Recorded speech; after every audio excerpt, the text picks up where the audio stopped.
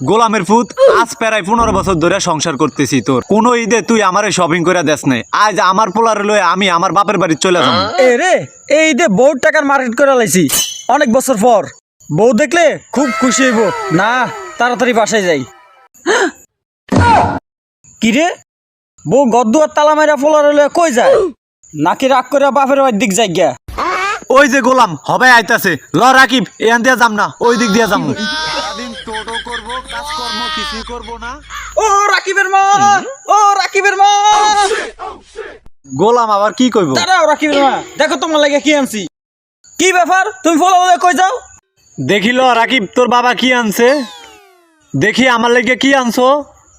দেখো তোমার লাগে সুন্দর একটা বোরকা আনছি, তুমি দেখলে পছন্দ হইব। দেখি দেখাও তো। এই যে আমার লাগে বোরকা আনছো, পোলার লাগে কি আনছো? এই রে পোলার লাগে তো কিছু আনি নাই, ওর কথা তো ভুললেই গেছি। দেখো রাকিবের মা, পোলার লাগে তো কিছু আনতে মনে নাই। দেখছো রাকিবের বাপ ফোলা এখন কান্তাছে, ফোলারে কি বুঝ দিবা দেও। আচ্ছা দেখি এই শপিং এ কি আনছো? এই রে আজকে তো আমার বানাইব রে। এগুলো কার লাগে আনছো? বউ এটি আমার লাগে আনছি। গোলামের ফুট ফোলা লাগে শপিং না তোর লাগে আনস, তোরে আজকাল আড়ি দিয়া পিড়ে মাথার মস্ত পানি করে দেবো।